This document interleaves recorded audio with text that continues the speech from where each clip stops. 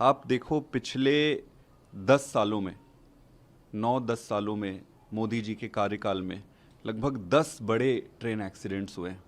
अगर इन बड़े एक्सीडेंट्स को अगर हटा भी दो तो पिछले 4 से 5 साल में लगभग 4 से 5 सालों में लगभग थाउजेंड्स डीरेलमेंट्स और ट्रेन एक्सीडेंट्स हुए हैं। छोटे छोटे छोटे बहुत सारे ट्रेन एक्सीडेंट्स हुए हैं। दिक्कत की बात यह है कि सरकार का ट्रेन एक्सीडेंट सेफ्टी पर फोकस ही नहीं है। आप देखेंगे 3-4 बेसिक पैरामीटर होता है। इन्होंने बड़े फैन फेयर के साथ कवच को इंट्रोड्यूस किया था नाम बदल के। अभी तक 2014 में इन्होंने लॉन्च किया था। अभी तक हार्डली थोड़े से ट्रेनों में ही इन्होंने कवच डिवाइस को लगाया जो कि एंटी कोलिजन डिवाइस है। अभी आप देखेंगे कि लगभग 2% एरिया ही कवर्ड है एंटी कोलिजन डिवाइस के लिए। इनको 2% कवर करने में 9 साल लग गए, 9-10 साल लग गए, थोड़े और पहले हो गए थे।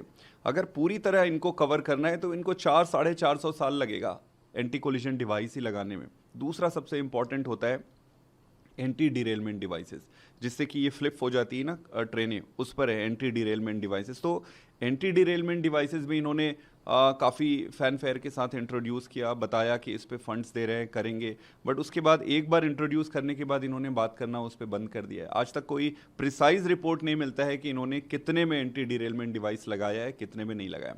दिक्कत ये है कि जब भी ऐसे एक्सीडेंट्स होते हैं रिपोर्ट तो बनती है। सीएजी के आप रिपोर्ट्स को जो लोगे तो वो ये कहता है कि छोटे छोटे जितने रिपोर्ट्स कॉन्स्टिट्यूट किए जाते हैं कमेटी ये पता लगाने के लिए कि क्यों एक्सीडेंट्स हुए, उसमें से लगभग 60% तो रिपोर्ट ही सबमिट नहीं होते, और जो 40% 30-40% सबमिट होते हैं वो बहुत डिलेड होते हैं, उसके बाद उनका रिलेवेंस खत्म हो जाता है।